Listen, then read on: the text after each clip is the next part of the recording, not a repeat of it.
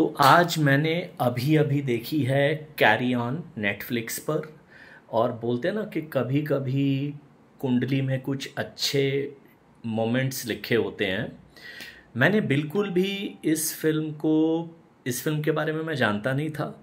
मैं ये भी नहीं जानता था कि इसमें टैरन एगर्टन है, जो जब से मैंने वो पहली किंग्समैन देखी है मैं उनका बहुत बड़ा फ़ैन हूँ। और अगर आपको मेरा अपना एक वर्ड है ऐसी फिल्मों को डिस्क्राइब करने का, पॉपकॉर्न स्टाइल, पॉपकॉर्न मसाला टाइप्स स्पाई थ्रिलर्स। अगर आपने पहली वाली किंग्समैन नहीं देखी है, बाकी जो दूसरी आई थी वो तो बहुत ही बकवास थी। पहली वाली जिसमें वो छाता भी कैसे हथियार बन सकता है, वो सब था उसमें। तो एनीवेज मैं डाइग्रेस कर रहा हूँ। मैं पहली वाली किंग्समैन पे बिना रुके कुछ आधे घंटे तो बात कर ही सकता हूँ। बट मैंने टैरन एगर्टन का देखा फ़ोटो, और नेटफ्लिक्स में था ये कैरी ऑन। मैंने देखा कि मुश्किल से 2 दिन पहले रिलीज़ हुई है। मैंने फटाक से इसको स्विच ऑन किया, और आई थिंक बहुत ही ज़बरदस्त। अब फाइनली मुझे ऐसा लगा कि टैरन एगर्टन के पास एक और ऐसी मूवी है जिसके लिए मैं कह सकता हूँ कि उनके पास एक अच्छी मूवीज़ का कलेक्शन है। फिल्म की कहानी बहुत अच्छे और टेंस ढंग से लिखी गई है। इतना इतना छोटा सा इसका डिस्क्रिप्शन है कि ये बंदा है ईथन, और इसकी एक गर्लफ्रेंड है नोरा। और ईथन की अपनी एक सीधी सादी सी ज़िंदगी है, हालांकि वो उससे खुश नहीं है, क्योंकि वो ये एयरपोर्ट पे जो सिक्योरिटी होती है उसमें काम करता है, लॉस एंजलिस इंटरनेशनल एयरपोर्ट पे, जिसे लैक्स बोलते हैं शॉर्ट फॉर्म में। और उसकी गर्लफ्रेंड उसको समझ रही है कि वो अपनी रूटीन ज़िंदगी से ज़्यादा खुश नहीं है, और उसको बोल रही है कि पुलिस एकेडमी में वो फिर से अप्लाई करे। और एक बार वो अप्लाई करके फ़ेल हो चुका है। क्यों फ़ेल हुआ है वो सारा भी बड़े इंटरेस्टिंग ढंग से ट्विस्ट आता है। ऐसी फिल्मों के बारे में रिव्यू देना सबसे मुश्किल काम इसलिए हो जाता है क्योंकि मैं कुछ भी बोलूँ वो आप लोगों के लिए स्पॉइलर हो जाएगा। और बहुत महान फिल्म है, मेरा फ़र्ज़ बनता है कि मैं एक भी स्पॉइलर दिए बिना अपना एक्साइटमेंट बता सकूं, क्योंकि मुझे बहुत पसंद आई एज अ सेड।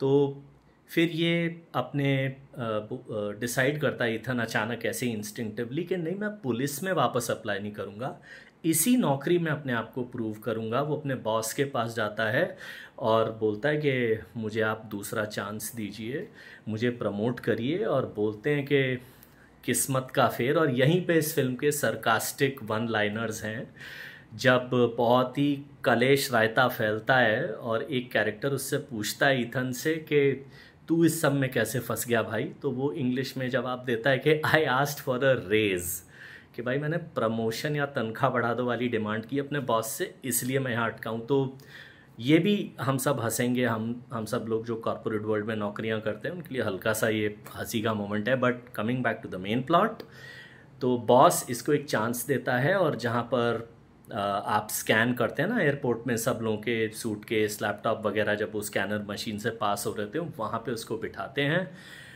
और एक ट्विस्ट होता है कि इसको फ़ोन आता है एक ईथन को, और तब हमें पता चलता है कि एक बहुत ही ख़तरनाक टेररिस्ट ईथन को मैनिपुलेट कर रहा है कि अब इस स्कैनर में से एक बैग निकलेगा, और आपको उस बैग को पास कर देना है बिना कोई अलार्म बजाए, बिना सिक्योरिटी को वार्न करे। उस बैग में क्या है, बैग के आने से पहले के मोमेंट्स, और बैग जब निकलता है उसके बाद। फिर ये फिल्म ऐसा होता है ना कि रोलर कोस्टर राइड होती है ना, इस पॉइंट तक जो पहला 4-5 मिनट है फिल्म का, कि ये अपनी गर्लफ्रेंड से बात कर रहा है, परेशान है, वहाँ तक आपको लगेगा कि भाई ये क्या फिल्म है। और वो होता है ना कि रोलर कोस्टर पहले से धीरे से ले जाके फिर जो भगाता है वो आपको, वहाँ से ये फिल्म डायरेक्ट होता है ना कि कोई कार हो, सीधा फर्स्ट गियर से वो आप सेकंड गियर में जाते हैं, थर्ड में, फोर्थ में, नहीं, ये सीधा फर्स्ट से फिर फिफ्थ गियर पकड़ती है ये फिल्म।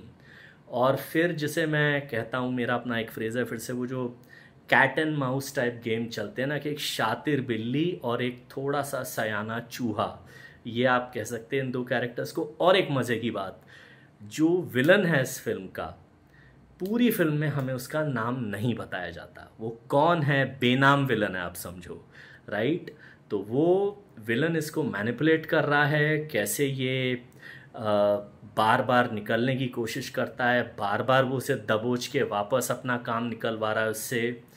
कैसे जो बाकी कैरेक्टर्स हैं उनमें से कौन इन्वॉल्व है, कौन इन्वॉल्व नहीं है, इन्वॉल्व है तो क्यों है उस सारे टेरर गेम में, और कैसे मतलब छोटे छोटे पॉइंट्स कैसे प्लॉट में जुड़ते हैं। जैसे ये एक बोल देता हूँ सीन, बस एक, कि 9/11 को एक 911 आई एम सॉरी को कॉल करता है और वो फिर डिस्कनेक्ट कर देता है क्योंकि ये टेररिस्ट देख लेता है कि ये सब कर रहा है।